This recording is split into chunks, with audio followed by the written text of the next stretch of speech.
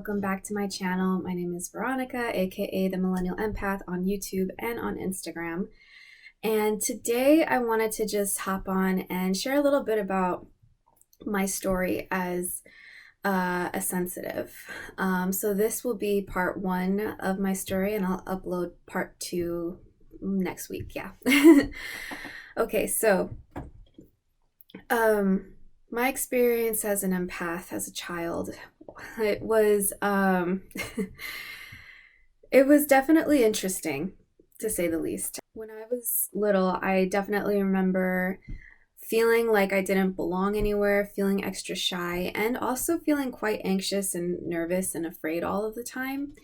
And it was strange, and I always felt that something felt off because like how I grew up, it was my parents were working class, middle class, and they really hustled to give a good life for me and my brother.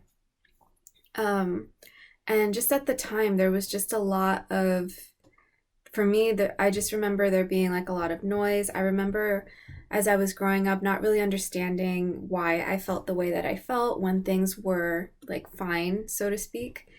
And when I got to high school, I got my first real empathic hit of that made me go, holy shit.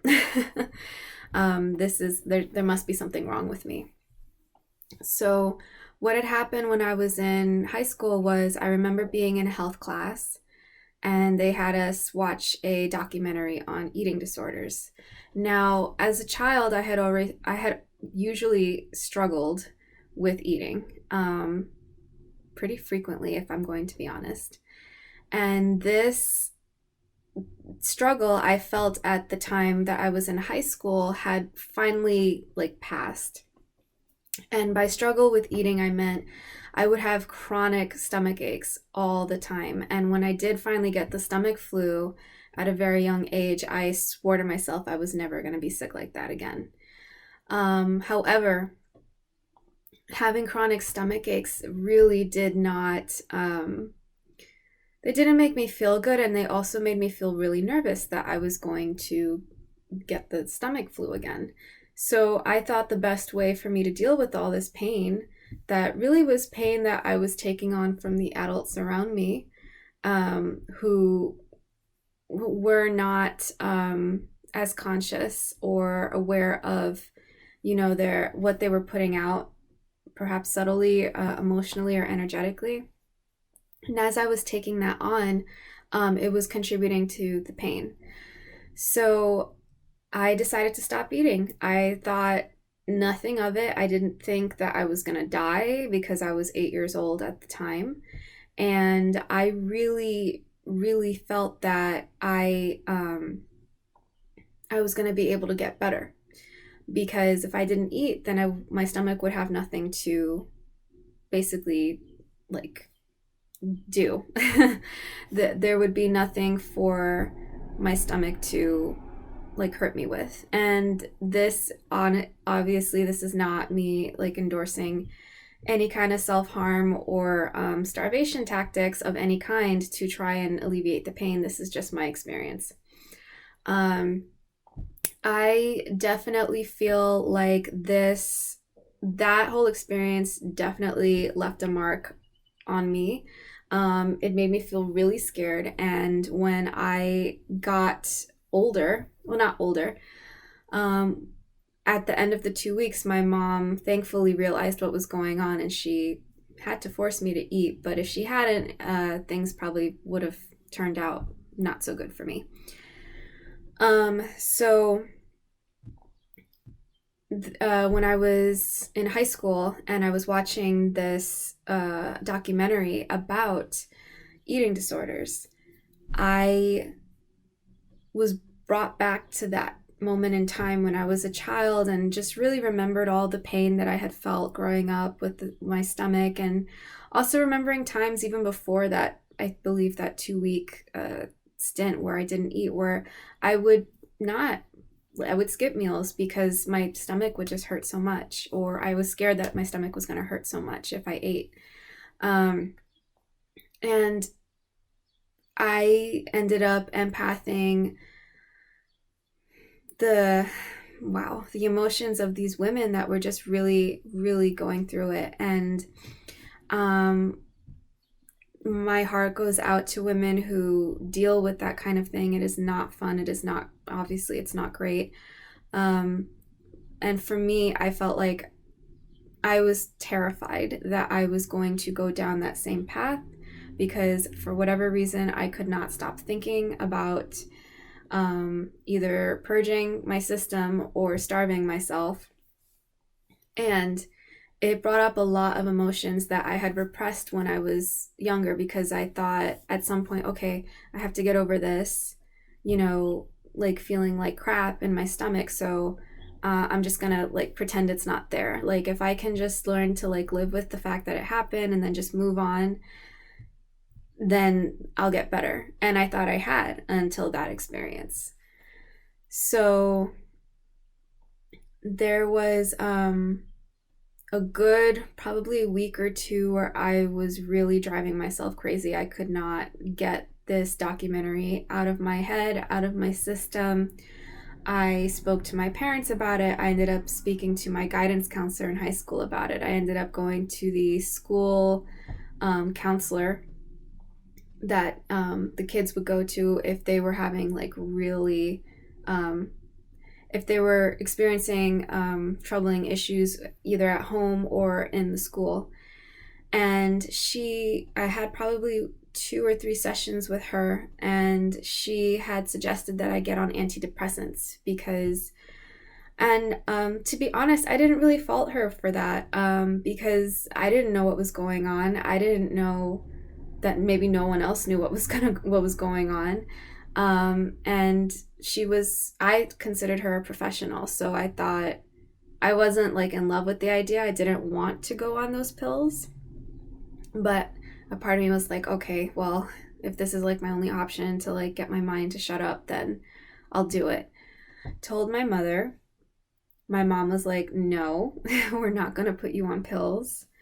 And I'm really grateful to her for her mother's wisdom for saying no to that because we ended up finding an alternative. And the alternative was my best friend's mother. And again, this is just my experience. I am not advocating for people to get off their meds. I am not saying that meds for if you have anxiety, if you have a mental disorder, if you have anything internally that might be creating an imbalance, that you should not try Western medicine. I'm not saying that. I'm just saying that this is for me what worked for me in my experience.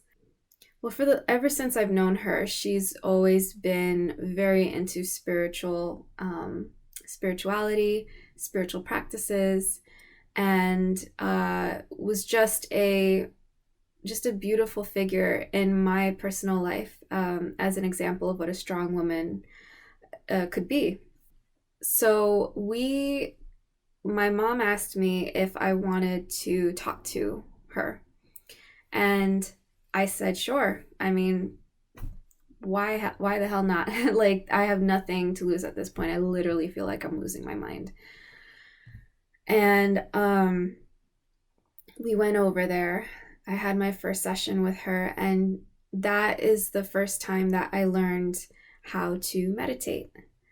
And it was the first time since I'd seen that documentary, either in 1, 2, maybe 3 weeks, that I was able to turn off the chatter. I was able to drop down. I was able to stop stressing out. And it really helped me. Eventually, I was able to move past all of that. I don't know how at this point because I wasn't doing any energetic practices. I had no idea that my sensitivity was what was causing me to react in this way. I had no idea that I was an empath. I didn't know any of that stuff. I was only 14. So I started meditating regularly. And through her, I started learning different spiritual teachers like Abraham Hicks, Louise Hay, Dr. Wayne Dyer. Um, and from there, it just snowballed. So I that was my first experience of that I can remember of empathing to the degree where I felt like I was going to lose my mind. I really had a challenging time to when I was going back and healing that aspect of myself, the 8-year-old that decided there was no other option for me to find help other than to starve myself because I didn't know how to ask. Um, that that was just doing that work, healing my little girl, healing the parts of me that never felt like she could ever be understood or accepted because of how sensitive I was. And acknowledging those experiences as like real, ones that are valid, that really helped me to come to terms with my sensitivity. And it's a daily thing for me. Like, there are times when I still have to remember, like, I'm not normal. Like, the way I process things, the way I take things on from other people, or even from like works, whether it's like works of art, like a film, or even documentaries. It's going to be different than for someone else who might have a stronger filter.